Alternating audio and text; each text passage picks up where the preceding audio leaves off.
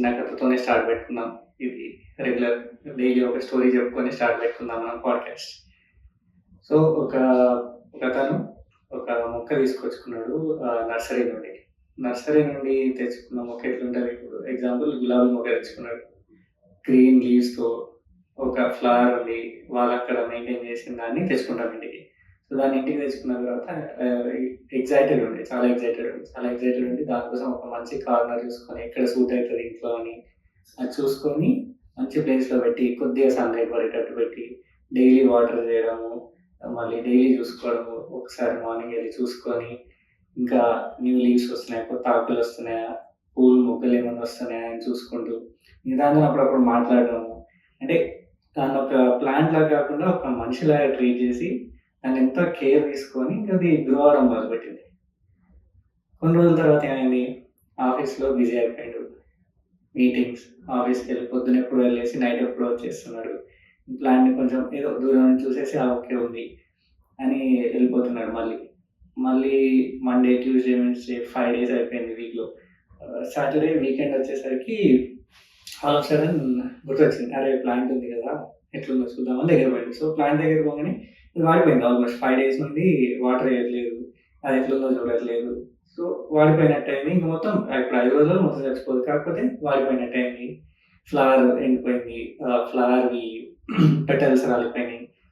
So, అనుకుంటున్నా అంత మంచి మొక్క తెచ్చుకున్నా నేను. ఇది ఎందుకు పాడైపోయింది అని. ఎందుకు పాడైపోయింది అని ప్లాంట్‌ని అడిగితే ప్లాంట్ ఇప్పుడు ఎవరిది తప్పు? తప్పు ముందు మంచిగుండి ఇప్పుడు పాడైపోయిన ప్లాంట్‌దా? లేకపోతే ఆ 5 డేస్ పట్టించుకోకుండా దూరం నుంచి చూసేసి వదిలేసి ఈ ఈయనదా? ఇప్పుడు వర్క్ ఉండే, పనుంది, మీటింగ్స్ ఉన్నాయి, ఎళ్ళిండు, వచ్చిండు. టైం కూడా లేదు. ఇప్పుడు ఎవరు రాంగ్? పాడైపోయిన ప్లాంటా? లేకపోతే బిజీ అయిపోయిన ఈ మనిషా? ఓకే. మాట్లాడుకుందాం. Welcome to bare talk show. ఈరోజు మనం రిలేషన్‌షిప్స్ అండ్ అగైన్ ఎనీథింగ్ నేను స్పిరిచువల్ పాయింట్ ఆఫ్ వ్యూ అట్లానే మాట్లాడతాను కాబట్టి దీన్ని కూడా మనం స్పిరిచువల్ పాయింట్ ఆఫ్ వ్యూలో మాట్లాడదాం. మనం మాట్లాడుకున్న మొక్క స్టోరీ, ఇప్పుడు ప్రెజెంట్ ఉన్న రిలేషన్‌షిప్స్ 2 సేమ్. ఎందుకు అంటే రెండిట్లో మనకేం కనబడుతుంది కామన్‌గా ఇప్పుడున్న రిలేషన్‌షిప్స్‌లో కంటిన్యూటీ మిస్ అయిపోతుంది. బిజీ లైఫ్స్ ఒప్పుకుంటాము. వర్క్ ప్రెషర్స్ ఒప్పుకుంటాము. Meetings, late night meetings, late night calls, ఇంటికొచ్చాక కూడా వర్క్ అన్నీ ఉంటాయి. అన్నీ ఆల్ వెల్ అందరికీ ఉన్నవే. కాకపోతే ఎక్కడ ఏ పాయింట్‌లో మనము ఎంతవరకు దాని గురించి ఆలోచించి ఎంతవరకు మన ఇంట్లో ఉన్న రిలేషన్‌షిప్ అంటే ఓన్లీ వైఫ్ అండ్ హస్బెండ్ అని కాదు. ఏ రిలేషన్‌షిప్ అయినా సరే. ఇప్పుడు వైఫ్ అండ్ హస్బెండ్ ఒకటి మాట్లాడుకుంటే వర్క్ అందరికీ ఉంటది. అందరికీ మీటింగ్స్ ఉంటాయి. అందరూ ఎళ్ళాల్సొస్తది. వీకెండ్‌లో కూడా టైం దొరకకపోవచ్చు. కాకపోతే మనం ఎంత ఎమోషనల్‌గా కనెక్ట్ అయి ఉన్నామో, ఎంత ఎఫర్ట్స్ ఇస్తున్నామో అనేది మ్యాటర్స్. సో, ఇద్దరు పెళ్లి చేసుకున్నారు. లవ్ మ్యారేజ్, అరేంజ్ మ్యారేజ్ ఏదైనా సరే ఎవరికి ఉన్నది వాళ్ళు చేసుకున్నారు. చేసుకున్న తర్వాత స్టార్టింగ్‌లో అంతా బానే ఉండొచ్చు. కొందరికి స్టార్టింగ్‌లో కూడా బానే ఉండకపోవచ్చు. అది వేరే విషయం. సో, స్టార్టింగ్‌లో అంతా బానే ఉంటది. లవ్ మ్యారేజ్ చేసుకున్నారు ఫర్ ఎగ్జాంపుల్. లవ్ చేసుకున్నప్పుడు నైట్ మొత్తం కాల్స్ మాట్లాడుకోవడాలు, టెక్స్ట్ మెసేజెస్, లాంగ్ కన్వర్జేషన్స్ ఇవన్నీ ఉంటాయి. రెగ్యులర్‌గా గిఫ్ట్‌లు ఇచ్చుకోవడాలు, కాస్ట్‌లీ అయినా ఏదైనా చిన్న ఫ్లవర్ ఇచ్చుకోవడం, లేదు గ్రాటిట్యూడ్ ఎక్స్‌ప్రెస్ చేయడం, నువ్వు నాకింత టైం ఇస్తున్నావు అని మాట్లాడుకోవడం ఇవన్నీ ఉంటాయి. కాకపోతే ఒక్కసారి పెళ్ళయ్యి మళ్ళీ ఆహ్, లైఫ్ స్టార్ట్ చేసిన తర్వాత అదెక్కడ ఏమైపోతుంది, సరే ఇంట్లోనే ఉంటారు. మేబీ టైం దొరకకపోవచ్చు. ఆఫీస్‌కెళ్ళొచ్చు. వైఫ్ ఆఫీస్‌కెళ్ళొచ్చు. హస్బెండ్ ఆఫీస్‌కెళ్ళొచ్చు. ఇద్దరు బిజీ అయిపోవచ్చు. మళ్ళీ వచ్చి పడుకొని అయిపోయి మళ్ళీ పొద్దున్న లేసి మళ్ళీ వెళ్ళిపోయి ఎవరి లైఫ్‌లో వాళ్ళు బిజీ ఉండొచ్చు. కాకపోతే ఆ బిజీ లైఫ్‌లో మనం రిలేషన్‌ని ఎంతవరకు క్యారీ చేస్తున్నాము? ఎవరికి ఎంత ఇంపార్టెన్స్ ఇస్తున్నాము? నీకు వర్క్ ఇంపార్టెంట్ అయినప్పుడు ఈ రిలేషన్‌షిప్ కూడా ఇంపార్టెంటే. సో, ఇక్కడ నేను చెప్పదలుచుకుంది ఏంటంటే, సరే ఇప్పుడు ఉన్నది ఆహ్, ఇప్పుడు ట్రెండింగ్ సిట్యుయేషన్‌షిప్ లేకపోతే మ్యూచువల్లీ అండర్‌స్టాండెడ్ రిలేషన్స్, లేదు ఫ్రెండ్స్ విత్ బెనిఫిట్స్ ఇవన్నీ ఓకే. I'm not against. ఇప్పుడు దాన్ని మీరు ఫాలో అవుతారు అంటే ఈ వీడియో అసలు చూడాల్సిన అవసరమే లేదు. ఎందుకంటే you don't want to maintain రిలేషన్‌ని మెయింటైన్ చేయాలని అనుకోవట్లేదు. ఉంటే ఉంటది. ఓకే. సిట్యుయేషన్‌షిప్. సిట్యుయేషన్ ఉంటే ఉంటది. సిట్యుయేషన్ పోయిందంటే వదిలేసి వెళ్ళిపోతారు. సో, అట్లాంటోళ్ళు పెద్ద దాని గురించి పట్టించుకోవాల్సిన అవసరం లేదు. ఇప్పుడు మన మళ్ళీ నేను అక్కడికి వెళ్తాను పురాణాలకి. శ్రీరాముడు సీత రిలేషన్షిప్ తీసుకోండి. ఇప్పుడు వైఫ్ అండ్ హస్బెండ్ గురించి మాట్లాడుతున్నాం కాబట్టి వాళ్ళు ఎందుకు శ్రీరాముని మనం ఎందుకు ఆదర్శ పురుషుడు అంటాం? ఈవెన్ ఆఫ్టర్ అంటే ఆయన సీతమ్మ తల్లిని అడవులకు పంపించిన తర్వాత కూడా ఆయన ఎందుకంటాం? ఎందుకు అంటే ఒక్కసారి మనం వెరీ స్టార్టింగ్లో వెళ్తే సీతమ్మ వారు రాముల వారి దగ్గరికి వచ్చిన తర్వాత ఏదో రాజ్యంలో ఉండేసి ఏదో అంతఃపురంలో ఉండేసి ఎంజాయ్ చేసి అట్లా ఎప్పుడూ లేదు. శ్రీరాముల అడవుల కంటే వెళ్ళిండు, కోఆపరేట్ చేసింది. అక్కడ మళ్ళీ రావణాసురుడు ఎత్తుకెళ్ళిపోయాడు. అప్పుడు రాముడు ఏం చేసిండు? సరే నా డెస్టినీలో ఉంటే సీతనే వచ్చేస్తుంది, నేను కూర్చుంటే ఇక్కడనే అని కూర్చోలేదు. అప్పుడు శ్రీరాముడు అవతారం, కాకపోతే ఏంటిది మామూలు మనిషిలాగా జన్మించిన అవతారం. అక్కడ ఏదో పెద్ద ఇది చేసేయాలని కాకుండా, రావణుని చంపేయాలి అనేది కాకుండా, అక్కడ మేజర్ పాయింట్ ఏంటిది అంటే నా భార్యని తీసుకొచ్చుకోవాలి ఎట్ ఎనీ కాస్ట్. ఎట్లా? అక్కడ ఎక్కడో సముద్రం అవతల, అప్పటికి ఏమీ లేదు, రాముడు లక్ష్మణుడు ఇద్దరు అంతే. మళ్ళీ ఒక వానర సైన్యాన్ని ఏర్పరచుకొని హనుమంతుని సహాయం తీసుకొని వాలి సుగ్రీవుడి మధ్యలో వెళ్ళి అందరిని ఒక్క దగ్గరికి తీసుకొచ్చి రావణాసురుడితో పెద్ద యుద్ధం చేసి సీతమ్మతల్లిని తీసుకొచ్చిండు. అక్కడ తీసుకోవాల్సింది మనం ఏంటిది అంటే ఎఫర్ట్స్. కూర్చోలేదు, ఎఫర్ట్స్ తీసుకురావాలి, నాకు కావాలి అనే ఎఫర్ట్స్. మళ్ళీ సీతమ్మ వారి యాంగిల్లో చూస్తే అక్కడ పోయింది, రావణాసురుడు ఎత్తుకెళ్ళిపోయాడు. అక్కడ కూర్చోండి, అశోకవనంలో కూర్చోండి.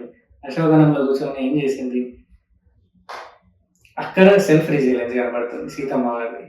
కూర్చొని ఉంది కానీ మొత్తం థాట్స్ మొత్తం రాముడు వచ్చి నన్ను తీసుకెళ్ళిపోతాడు. హనుమంతుడు వెళ్ళినప్పుడు ఛాన్స్ ఉంటుంది, కావాలంటే మొత్తం ఇట్లా లంక మొత్తం తలపెట్టేసి తీసుకెళ్ళిపోతుండే హనుమంతుడు. కానీ అక్కడ సీతమ్మ రాపడంలో ఏముంది, చాలా మంది నెగిటివ్ మాట్లాడే వాళ్ళు ఏమంటారు, అప్పుడే వెళ్ళిపోవచ్చు కదా ఎందుకున్నది అని. అక్కడ ఏముంటుంది? హస్బెండ్ పైన నమ్మకం. హస్బెండ్ వచ్చి ఇక్కడ సిచ్యువేషన్ ఫేస్ చేసి తీసుకెళ్తాడు నన్ను అనే నమ్మకం. సో వాళ్ళిద్దరు లైఫ్ నుండి తీసుకోవాల్సింది ఏంటిది అంటే, రిలేషన్షిప్లో ఎఫర్ట్స్ లేకపోతే మనము రిలేషన్షిప్ని మెయింటైన్ చేయగలము. ఆ రిలేషన్షిప్ని మెయింటైన్ చేయాలి అంటే ఎఫర్ట్స్ రెండు సైడ్స్ నుండి ఉండాలి. సరే, రెస్పాన్సిబిలిటీస్ వస్తాయి, పిల్లలు వస్తారు, వర్క్ ప్రెషర్ పెరుగుతుంది, health problems, financial problems, family problems, ఇటు ఫ్యామిలీ అటు ఫ్యామిలీ అని ఉంటాయి. కాకపోతే మనం ఎంతవరకు కేర్ ఇస్తున్నాము, ఎంతవరకు ఎఫర్ట్స్ పెడుతున్నాము, మన సైడ్ నుండి ఎంతవరకు ఎఫర్ట్స్ పెడుతున్నాము. చిన్న చిన్న విషయాలు, తిన్నావా లేదా, ఫోన్ చేసి ఆఫీస్కి వెళ్ళిన తర్వాత నేను రీచ్ అయిపోయినా, నీ బ్రేక్ఫాస్ట్ అయిందా, లేకపోతే ఇద్దరు ఆఫీస్కి వెళ్ళిపోయినారు, నేను వచ్చేసిన బ్రేక్ఫాస్ట్ చేసినావా, లేకపోతే ఈవినింగ్ ఒకసారి వచ్చిన తర్వాత అలసిపోయినట్టు కనబడుతున్నావు, ఒకసారి అబ్జర్వేషన్. లేదు, ఏమైనా చిన్న మిస్టేక్ అయిపోతే సారీ చెప్పడం.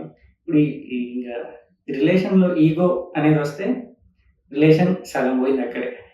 సో సారీ చెప్పడానికి, థ్యాంక్ యూ చెప్పడానికి, నీ పార్ట్నర్కి సారీ థ్యాంక్ యూ చెప్పడానికి నీకు ఈగో అడ్డం వస్తే ఆ రిలేషన్ని మనం మెయింటైన్ చేయడంలో పెద్ద యూజ్ ఏం లేదు. సో ఒక్కసారి మనం అనుకుంటే నాకెందుకు ఇంకా స్టిల్ నేను కరెక్ట్ లవ్ చేస్తున్నానా లేదా అనేది అవసరం లేదు. ఎందుకు అంటే love is always there, love ఉంది, ప్రేమ అనేది ఎక్కడికి పోలేదు. కాకపోతే ఎంతవరకు చూపిస్తున్నావు, ఎంతవరకు ఎఫర్ట్స్ పెడుతున్నావు దాన్ని ఉంచుకోవడానికి. సో ఒక్కసారి గుర్తు చేసుకోండి, ఈ మధ్య కాలంలో ఎప్పుడైనా ఒకసారి నేను అప్రిషియేట్ చేసిన నా పార్ట్నర్, హస్బెండ్ని కానీ హస్బెండ్ వైఫ్ని కానీ ఒకసారి నేను అప్రిషియేట్ చేసిన, లేదు వాళ్ళు చెప్పేది మొత్తం విన్నాను, మధ్యలో ఇంటరప్ట్ చేయకుండా. ఎందుకంటే ఒకటి చెప్పైనా మనం స్టార్ట్ చేసేస్తాం మాట్లాడి, ఇది అంటే ఇట్లా కాదు అని, అట్లా కాదు, ఇంటరప్ట్ చేయకుండా మొత్తం విన్నామా లేదా, లేదు ఫోన్ పక్కన పెట్టేసి అసలు ఫోన్ చుట్టుపక్కల లేకుండా ఒకసారి ఇద్దరు కూర్చొని మాట్లాడుకున్నారా, లేదు సిన్సియర్గా ఈ మధ్య కాలంలో సిన్సియర్గా ఎప్పుడైనా సారీ చెప్పినామా, ఏదైనా చేసిన మిస్టేక్కి ఊరికే సారీలు చెప్పకపోమని, లేదు వాళ్ళని స్పెషల్ అని వాళ్ళు స్పెషల్ అని ఫీల్ అయ్యేటట్టు ఏమైనా చేసినామా లేదా ఈ మధ్య కాలంలో. ఇప్పుడు పూర్వకాలంలో చేసినట్టు కాకుండా అట్లా అనుకుంటే పోతుంది. ఇప్పుడు రిలేషన్ కొలాప్స్ అవుతుంది అంటే విత్ ఇన్ ఏ డే, ఒక రోజులో అయిపోయేది కాదు, ఒక పూటలో అయిపోయేది కాదు, స్లోగా అయిపోతుంది. ఇప్పుడు కేర్ తగ్గిపోతుంది, కమ్యూనికేషన్ తగ్గిపోతుంది. సో స్లోగా అది ఏమవుతుంది, రిలేషన్ పోతుంది. అంతేగాని ఇప్పుడు దాన్ని ఒకటేసారి ఇట్లా ఏదో మాట్లాడగానే రిలేషన్ కట్ అయిపోతుంది కదా, ఎందుకంటే ప్రేమ అనేది ఉంది అక్కడ. సో రిలేషన్ పోదు అంత ఈజీగా. రిలేషన్ పోతుంది అంటే ఎఫర్ట్స్ పోతుంది అన్నట్టు. సో మీకున్న ప్రేమ ఫేక్ కాదు. మీ ఉన్న ప్రేమకి వాల్యూ లేక కాదు. అది ఎక్కడ పోతుంది అంటే కంటిన్యూయస్ కేర్‌లోనే పోతుంది. ఎప్పుడు స్టార్టింగ్ బానే ఉంటది. ఈజీగానే ఉంటది. లవ్ ఎక్స్‌ప్రెస్ చేస్తారు. ఈజీగానే ఉంటది. కాకపోతే దాన్ని మెయింటైన్ చేయడంలోనే రియల్ టెస్ట్ ఉంటుంది. మళ్ళీ చెప్తున్నా. సిట్యుయేషన్‌షిప్స్ అట్లా ఉన్న వాళ్ళకి ఇది అవసరం లేదు. అని నేను అసలు ఆ టాపిక్ జోలికి పోదలుచుకోలేదు. Personal views, personal point of views ఉంటాయి. సో, మనకేంటిది అంటే లాస్ట్ ఒక పాయింట్ చెప్పి నేను ఆపేస్తాను. ఇప్పుడు నేను చాలా బాగా స్టార్ట్ చేశాను నా రిలేషన్‌షిప్. సో, ఇది ఇంకా బానే ఉంటది. మొత్తం అయిపోయింది. నేను స్టార్ట్ పెట్టేసిన మంచి రిలేషన్‌షిప్. ఇద్దరం బానే స్టార్ట్ పెట్టినాము అనేది ఉంటే అది ఉండదు. దాన్ని ఉంచాలి అంటే కంటిన్యూయస్ ఎఫర్ట్స్ కంపల్సరీ పెట్టాల్సిందే. ఎఫర్ట్స్ పెట్టకుండా రిలేషన్‌షిప్ ఉండాలి అంటే ఉండదు. సో, మీరు చెప్పండి మీ పార్ట్నర్ గురించి. ఇప్పుడు ఏదైనా మీరు ఆ స్టేజ్ పాస్ అయితూ ఉంటే, లేదు ఎఫర్ట్స్ తక్కువ ఇస్తున్నామా అనిపిస్తూ ఉంటే, మీరొకసారి చూడండి. ఒకసారి అడిగి చూడండి. ఒకసారి కమ్యూనికేట్ అయ్యి చూడండి. కమ్యూనికేట్ అవ్వకుండా అర్థం చేసుకోవాలి. ఇప్పుడు మొత్తం నా పార్ట్నరే గదా! నేనసలు చెప్పను కానీ అర్థం చేసేసుకోవాలి మొత్తం అంటే అది కూడా కరెక్ట్ కాదు. ఎవరైనా వైఫ్ సైడ్ గాని, హస్బెండ్ సైడ్ గాని. మనకేంటిది ప్రేమ కావాలి. కానీ రెస్పాన్సిబిలిటీ తీసుకోవడానికి రెడీ ఉండాలి. రెస్పాన్సిబిలిటీ అంటే ఏంటిది? ఉన్న లవ్‌ని మెయింటైన్ చేసుకోవడం. దాన్ని ఎట్లా ముందుకు తీసుకుపోవాలి. చిన్న విషయం ఆరెంజ్ మూవీ చెప్పిండు. ఆరెంజ్ మూవీని అప్పట్లో ఫ్లాప్ చేసినాం మనం. ఎందుకు? ఎవరికీ అర్థం కాలేదు కాన్సెప్ట్. లవ్ అనేది తగ్గిపోదు.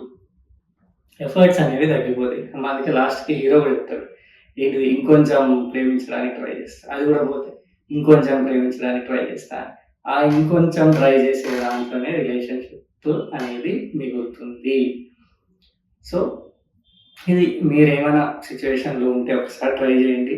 అండ్ మనం వేరే టాక్ షోలో ఇంకా మాట్లాడుకుందాం ఇట్లాంటి విషయాలు. ఇంకేమైనా ఉంటే కూడా చెప్పండి. Thank you. Thank you so much. By.